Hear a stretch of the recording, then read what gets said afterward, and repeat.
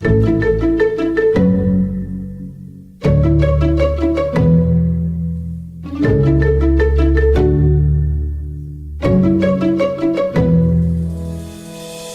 to Business Better, a podcast designed to help businesses navigate the new normal. I'm your host, John Wright. After serving nearly 15 years as Senior Vice President and General Counsel at Triumph Group Incorporated, a global aerospace component supplier, I'm now a member of the Securities and M&A groups at Ballard Spahr, a national law firm with clients across industries and across the country.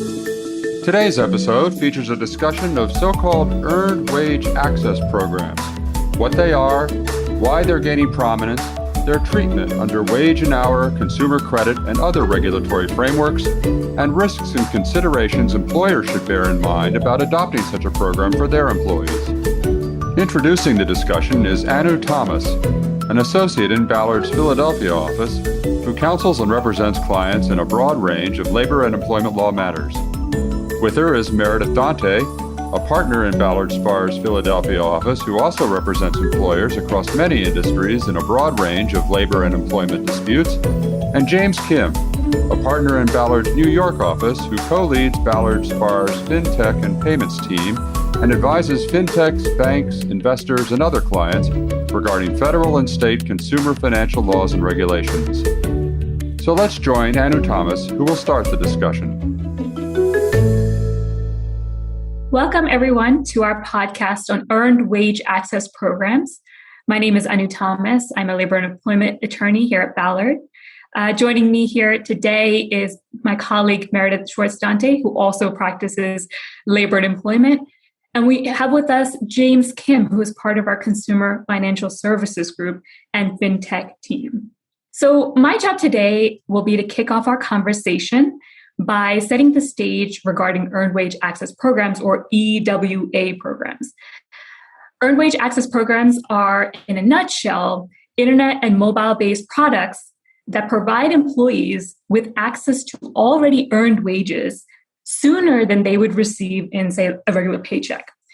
Now, if earned wage access or EWA is not part of your lexicon, that is not surprising, I think, because these products really only began to emerge in the mid-2010s or so. But they are products that have gotten a lot of traction over the last several years. As one scholar writing on the topic described, I thought this was helpful, quote, "In less than a decade, this nascent market has impressively achieved national scale, hundreds of thousands of employer partnerships, millions of users, and billions of dollars in transactions," end quote. And I think looking at the last few years specifically, there is a confluence of factors that have brought EWA products to the surface.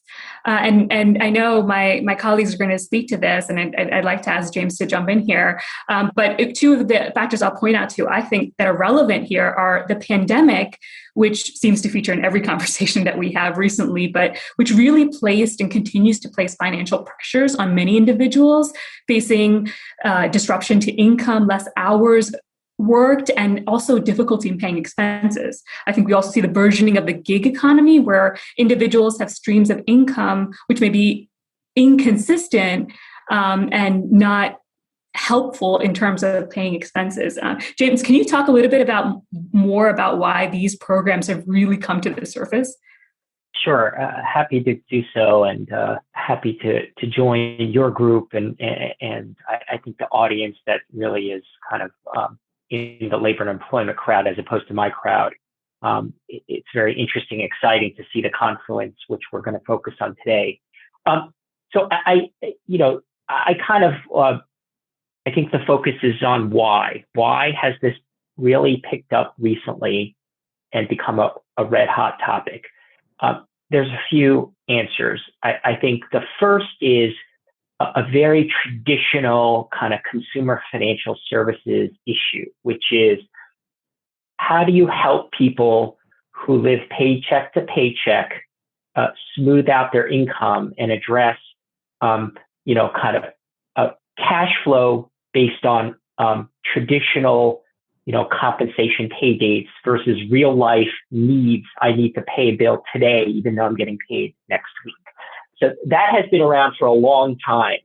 And to date, that's been solved through a combination of things, NSF fees, overdraft, and traditional payday lending. There might be some other kind of options out there, but those are to date kind of the traditional ways that people addressed those issues or those problems with their cash flow. And so earned wage access, I think, fundamentally is another option to address that problem, which is a way to access your wages that have been earned but not yet paid so that you can avoid overdrafts, you can avoid an NSF, you can avoid taking out a costly payday loan to basically meet an immediate financial need when you know you're going to get paid in a week or two. So I think that's the first part of the answer. The second part of the answer is kind of the explosion or the growth of the gig economy. Those people don't get paid on a traditional, every other week, every 2 weeks, every month, whatever it is. So I think their needs and their expectations about when they get paid, it's just a big white space. And the pandemic just accelerates that. And so I think in the marketplace in general, there is the need and the demand, and I think, frankly, the expectation from employees, including 1099 employees, to get paid faster for the work they do and not wait a week, 2 weeks, or a month.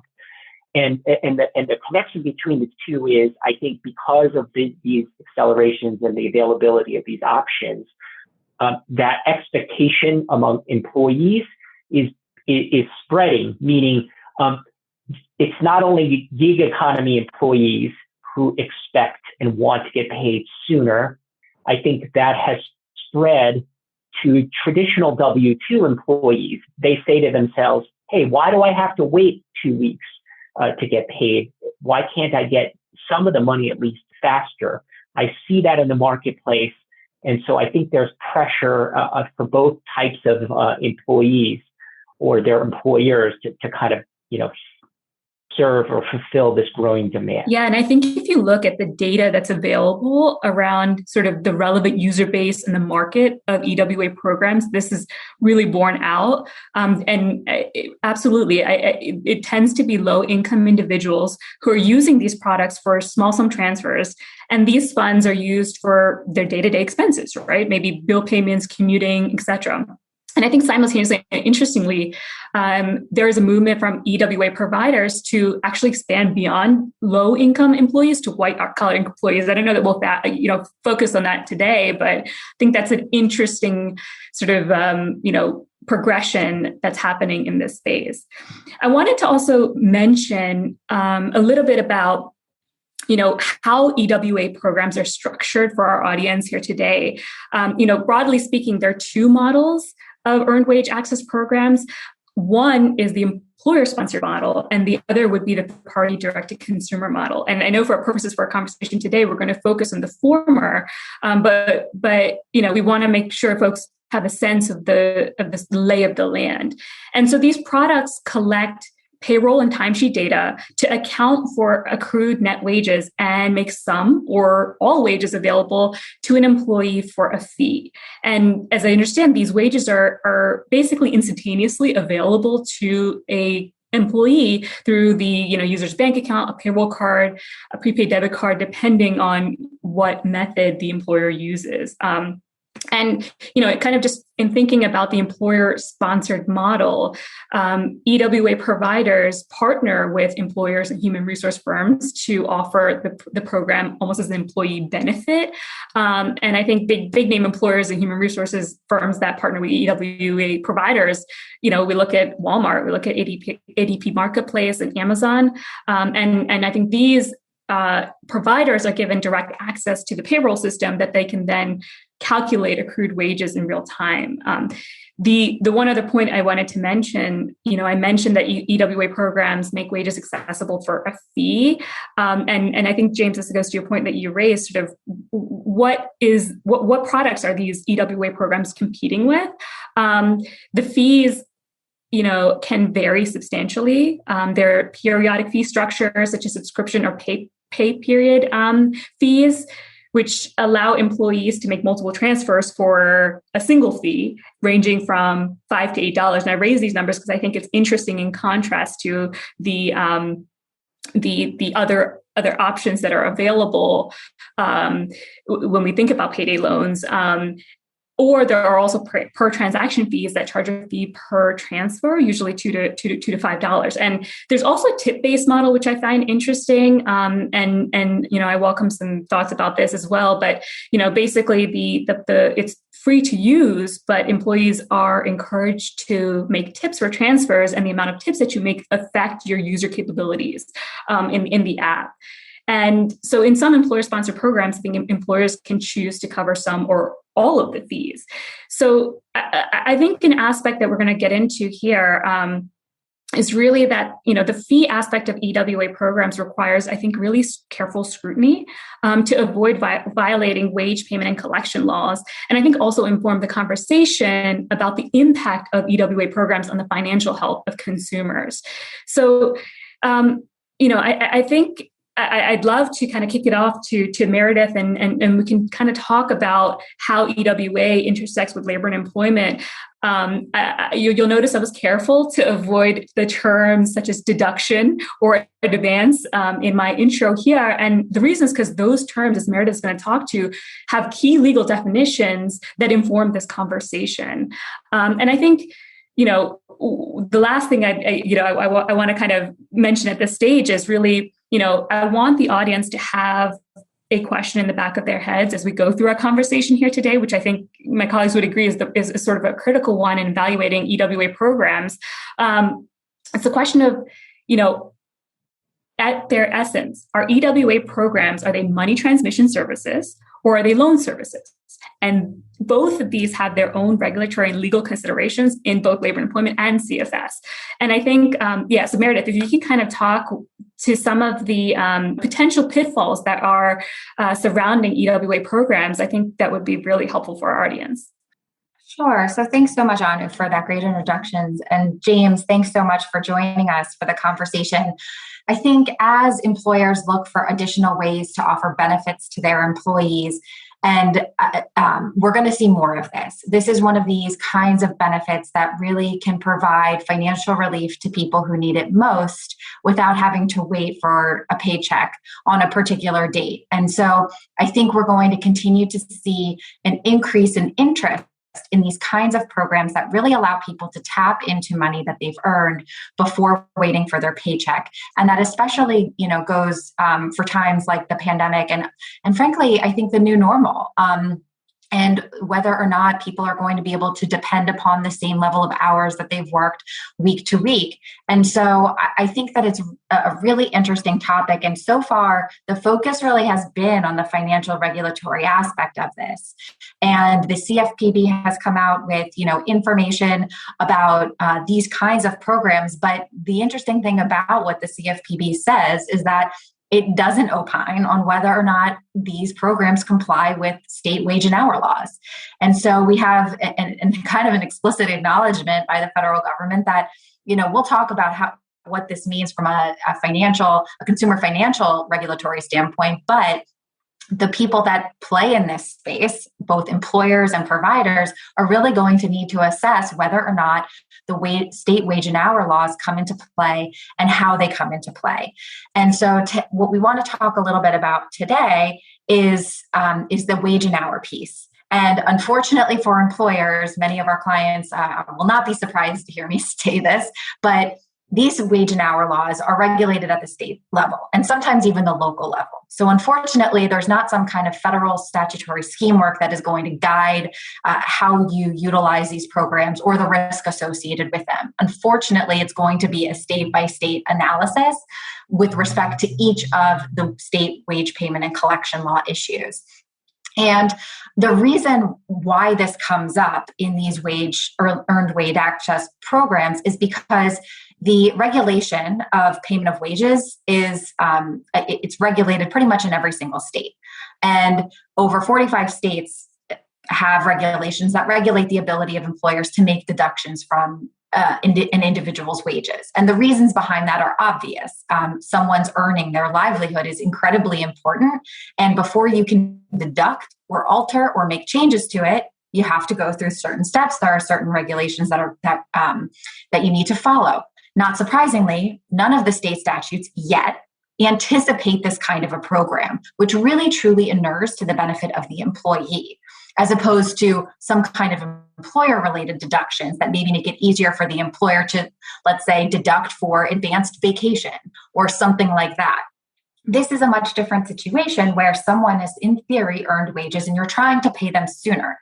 That said, no good deed ever goes unpunished. And until the regulations catch up to where the products are, we need to talk about the risks associated with these products so that employers go into these arrangements with either third-party providers or whatever programs they decide to host in-house with their eyes wide open.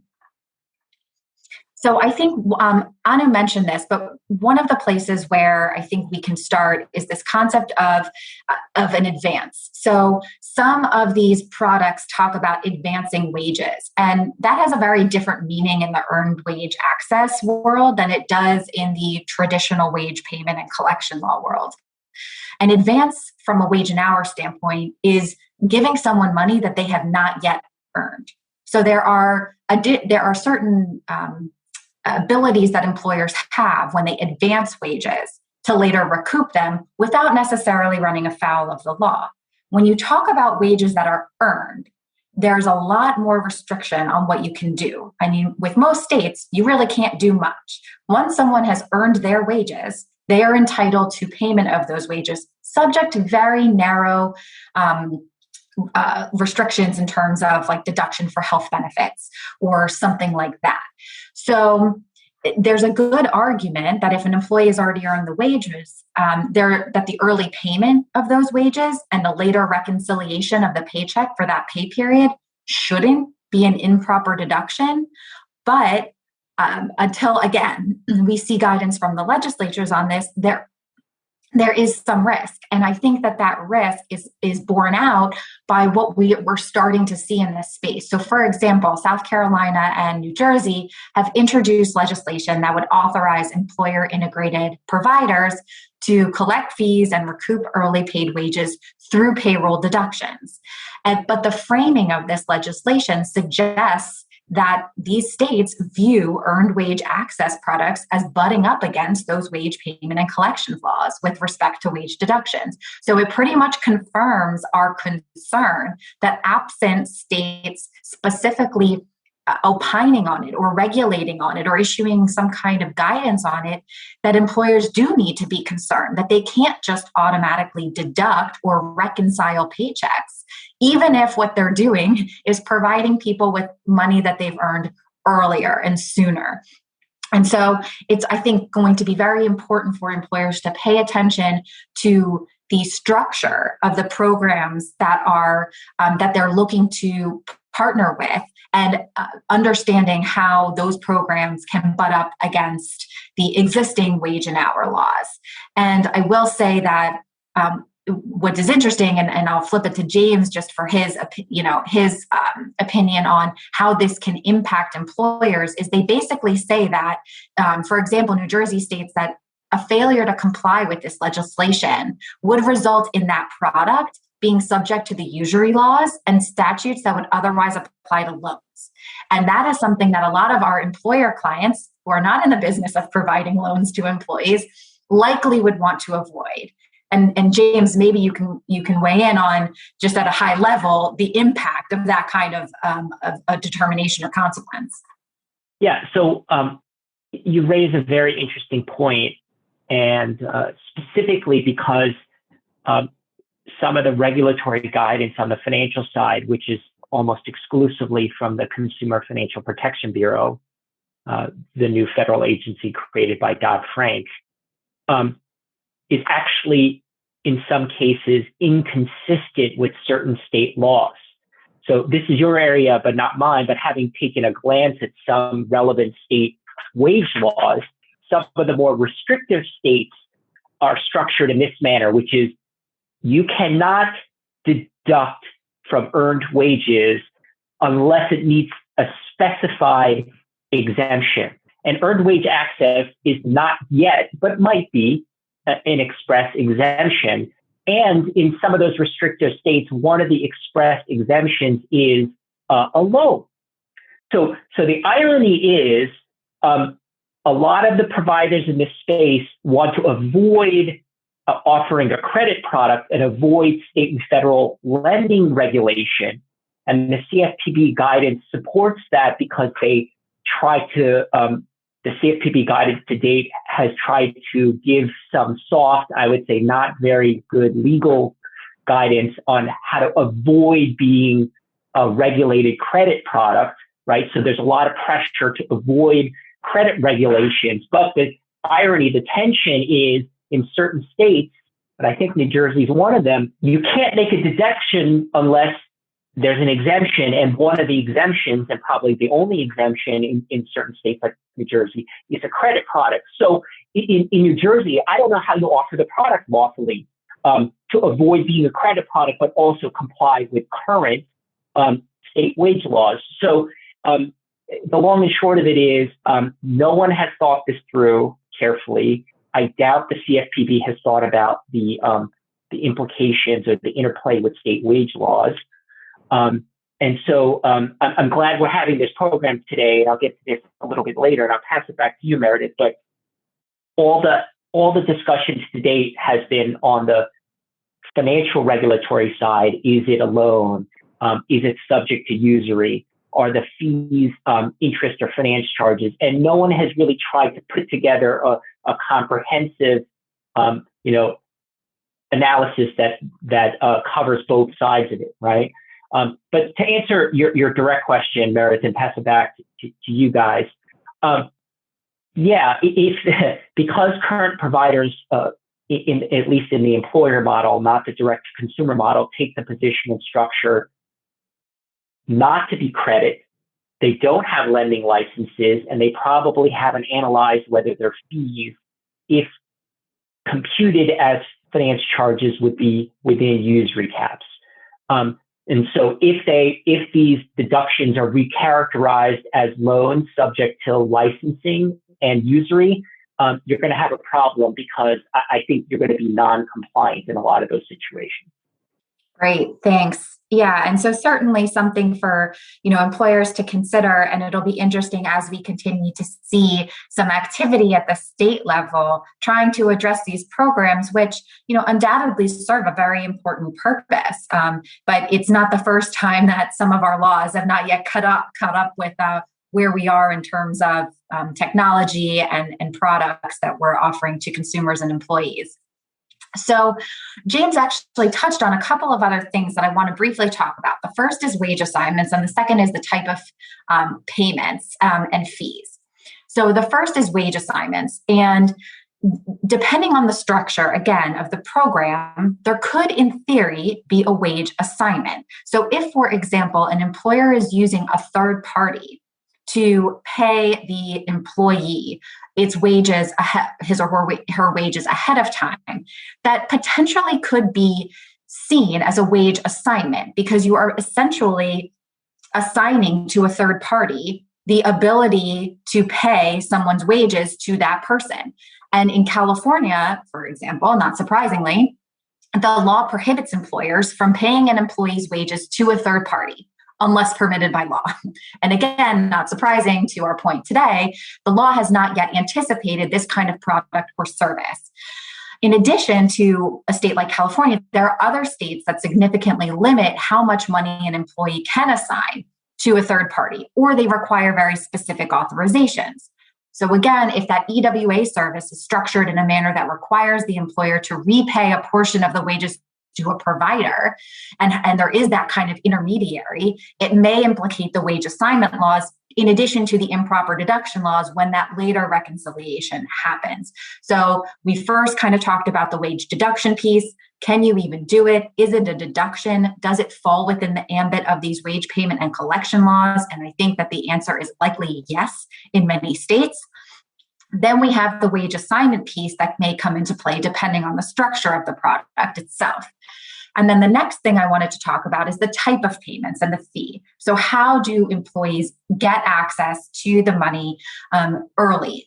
And Anu alluded to this, there's some variation in the EWA programs with how employees obtain early access to those funds. Sometimes it's through a debit card, other times it's through their private bank account, and even other times it's through an account that they actually open with that third-party provider.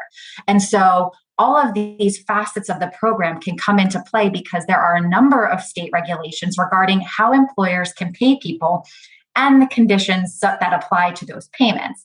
So, for example, even the usage of direct deposit, which has been around for seemingly forever these days, carries with it various authorizations. And in general, outside of direct deposit, employers are required, for the most part, to pay wages in cash or by an instrument negotiable in cash, on demand and without any kind of discount. And by discount, I mean like taking any kind of portion of the wages as a fee or something of that nature. So when we talk about debit cards and fees, we're starting to get out of the ambit of what is traditionally acceptable as a payment for wages. And a while back, there was a debate, I'm sure many employers will remember this, over payroll cards. And what happened there may be somewhat instructive here, albeit not entirely analogous. But a number of states actually prohibit the payment of wages to a payroll card that charges a fee for loading wages to the account. For example, in New York, employers can't charge a fee for payroll card use and cannot pass any cost associated with the cards, like a reloading of a card or something like that, to the employees, because that, again, is an improper deduction and improperly taking amounts that people have earned in order to use the form of payment that you've decided to pay them in. And so we see other states, California, again, not surprising, California is in this space where the DLSE there found that the imposition of a fee in orderly to readily access one's earned and paid wages, as can be the case with payroll debit cards, could impermissibly interfere with the employee's receipt of paid wages by basically creating a financial condition that has the effect of reducing or discounting wages that are earned. And so you can see how these programs, which may charge a fee associated with the ability to access earned wages, can butt up against these restrictions on not only the method of payment, but also whether or not there's a fee associated with it. And that would apply even if it's like a subscription service, if there's a fee per transaction, and even the tipping, which may be voluntary, still may have a potential impact here with these laws. And so what a number of employers in this space have done is they cover the cost. So to the extent that there are costs associated with these EWA programs, a lot of employers, pretty much consistent with the whole purpose of offering this in the first instance as a benefit to employees, will cover the cost of what it takes to either process the payment or provide the service. But that is also an important business decision that the employer needs to make when considering who is it partnering with or what structure of the program are they going to offer.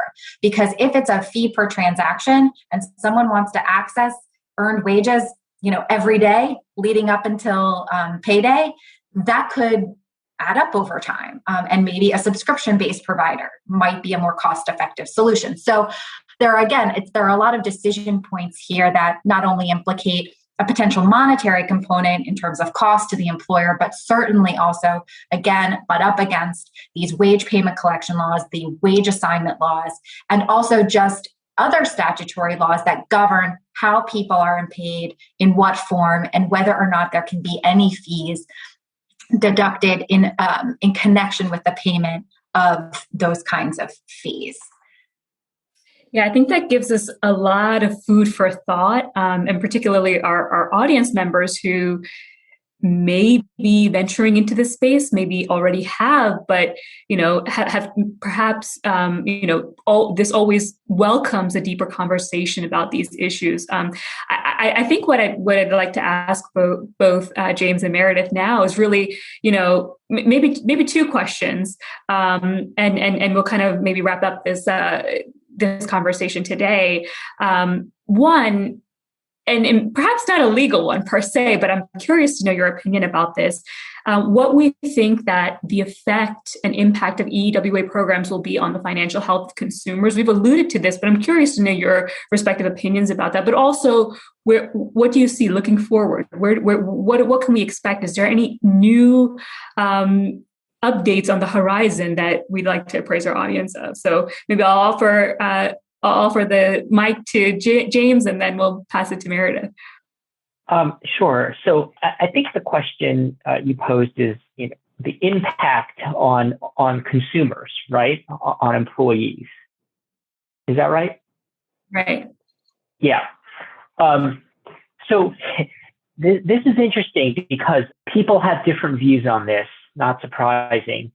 So the marketplace, the companies that are innovating to offer the product, they see themselves as the white knights who are offering this amazing new product as an alternative to the big bad payday loans and the big bad banks that charge overdraft fees. I'd say regulators and consumer advocates, they're reserving judgment. I think there is recognition from consumer advocates as well as regulators that this is looks very promising, and they welcome the innovation and the competition, but they warn, and I think these are very clear kind of warnings and talking points, which is they don't want the same problems that exist and have evolved with payday type products to transfer or translate into earned wage access, which is it's almost like a dependency, right? So the primary concern with small dollar credit is an unending cycle of debt, right? You think it's one time, but the data is that it's not one time. You just roll over every 2 weeks this small dollar credit product, and you keep accruing fees and interest, and you never get out of the hole, and it gets worse and worse and worse. So I think that's the primary concern. And so there has been a fair amount written and said to say, well, we welcome the product, but we're concerned about the cycle of debt. We're concerned about high fees and other debt traps and kind of the bugaboos that have existed, I think, in the small dollar lending market for quite a while. Yeah, no, and thank you for that. I think an additional question I would have for you on this is, how about do you have a sense of the appetite from consumers? So I think we do see a lot of interest in this product, and do we see that evolving and only continuing to evolve? I think so. I mean, I'm getting this kind of anecdotally, but I think given the demand from my clients to offer the product, and then you just read in the newspaper, companies in the space, they successfully raise round after round of venture capital. Their valuations keep going up and up. Long term, the success of the market, the product, and these particular companies, to be determined. But like any early stage company, there's that risk. But all signs are pointing up, I think, on this as far as popularity and demand. And Meredith, on risk assessment, particularly in the labor and employment space, do we think folks are thinking about what they should? And hopefully after this, they will. Yeah, I'm not sure that it's on the forefront of anyone's minds as much as it maybe should be. I'm also hoping that the providers continue to educate employers when they're talking about their products, about what the potential implications are. And then again, the design of the product and how people access the wages. But all of the components we talked about here today are really important and ultimately will dictate the level of risk associated with any kind of product or service. There are some on the one hand, which could be a lot more risky than others, depending on the features. So I think employers should definitely be on the lookout for these kinds of products, because ultimately there's a lot of benefit associated with being able to provide advanced wages to people that are already earned And, but I think that they need to be considering the wage and hour risk. And I think that they also need to, from a practical standpoint, consider the administrative issues, making sure that they have appropriate authorizations, making sure that they have the infrastructure in place to the extent that they're using a third party to provide the third party with accurate information. One thing that none of this excuses is the improper payment of wages. And so if data is mismanaged, if hours worked is not correctly transmitted, if there are errors along the way, that can increase the chances of a potential lawsuit with respect to, either unpaid wages, improper deduction or recoupment of wages. So really making sure that they've thought through all of the administrative processes that will need to be put in place in order to offer this kind of product or solution is really important. Their contracts with the EWA providers, making sure that there's appropriate indemnification allocation based on certain features of the product. For example, you wouldn't want there to be unfair indemnification for acts or errors on the part of the EWA provider, as opposed to the employer, assuming the employer has provided all accurate information. So thinking through some of those things, I think, will be really important. And I'll leave employers, with one kind of thought, which is, you may be wondering, well, what is really the risk? Like, what if there is an improper deduction? I will say that in many of the state laws and also federal laws as well, to the extent that there is an incorrect payment that is made, that each paycheck constitutes a violation of the law. And so when you think about not only the statute of limitations, but also potential statutory fees or fines, it could add up quickly. And it could also be very attractive for plaintiffs' lawyers because they are always looking for the next class and collective action. And so whenever we talk about wage and hour, we can't talk about it without talking about class and collective actions. And those are the kinds of actions which are extraordinarily costly to defend. And so I think that it is prudent to think about all of these things carefully now and not be penny wise, pound foolish, and making sure that they have an understanding of the rules of the road and are really comfortable with the approach and the program before launching it. I have a question for both of you. And again, coming from the perspective of this program and the audience is, I think, really on the employer side. I mentioned earlier that the providers in the space, again, the ones that work through the employer channel, have carefully structured to avoid being creditors, to avoid a credit or loan product. I think the answer to that is pretty easy. They bear the risk if it's both the compliance burden and also the regulatory liability if it's a credit product and they're not complying with credit laws, including licensing requirements. So naturally, they want to avoid that cost burden risk. And my point is, you squeeze the balloon, the risk has to go somewhere. And so by structuring not to be credit and to be an employer-related, whatever that means, type of product, I think I'm concerned that the risk shift is to the employer and the providers, not my area, but I take it they're not subject to these state wage laws. They're not under the jurisdiction of state departments of labor. So, I guess the question to you is, how do you perceive that what I think might be a risk shifting exercise that's going on? And I'm concerned that it's not being caught by employers. And then can it be addressed? Can an employer in the contract with the provider shift the risk back? I'm not sure that's the case. In the financial regulatory world, you generally can't do that because if you're the financial institution and you get fined by a regulator, you're not permitted to transfer that cost. Yeah, you can seek indemnification, but the consent order, the bad publicity, and the money out of pocket comes from the financial institution that's regulated directly. And then after the fact, you could try to, clean up the mess, but that's after the fact. Yeah, absolutely. All great questions and points, and you're 100% right. And that's why I kind of ended with that note and that reminder about the liability there and what the statutes say, because it falls on the employer. squarely. The employer is the entity that is responsible under the federal and state wage and hour laws to pay its employees wages for hours worked, period. Now, a lot of employers may subcontract portions of their operations out, including payroll services. So that notion, that idea of that third party is not unusual.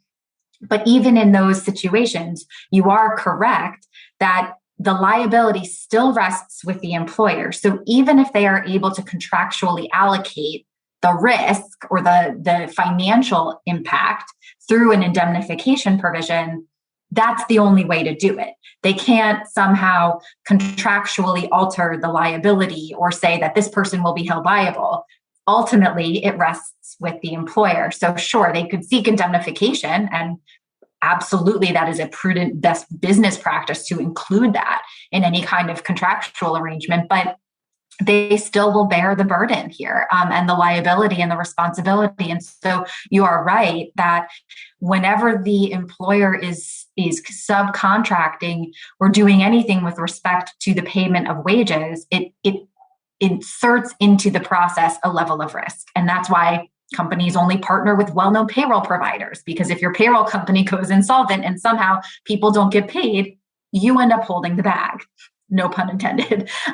So it is really a really important consideration. And you're absolutely right that there has been this shift, whether intentional or not, where now the employers need to be cognizant that they are taking on a pretty significant risk. And again, that goes back to researching and being aware of these issues and who are you partnering with?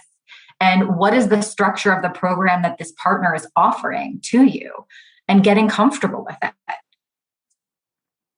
But great questions, and definitely something for our clients to consider, especially when they're approached by these EWA programs that have this shiny new service, which really does sound great because in many respects it is great.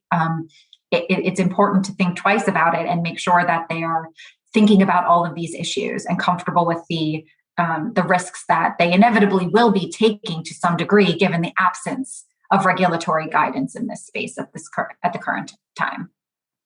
And I'll just add the advice that we give if you had raised any question, which is always have careful guidance and thoughtful, both internal and external guidance in doing and constructing these programs. I think we're just about ready to sign off. I want to plug both of our blogs.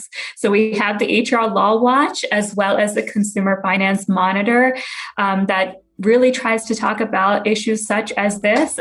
So we hope that will be a great resource to our audience here today. But otherwise, thank you, Meredith. Thank you, James. Thanks to our audience for joining us. And, let's continue this conversation. Thanks again to Anu Thomas, James Kim, and Meredith Dante. Make sure to visit our website, www.ballardspar.com, where you can find the latest news and guidance from our attorneys. Subscribe to the show in Apple Podcasts, Google Play, Spotify, or your favorite podcast platform. If you have any questions or suggestions for the show, please email podcast@ballardspar.com. Stay tuned for a new episode coming soon. Thank you for listening.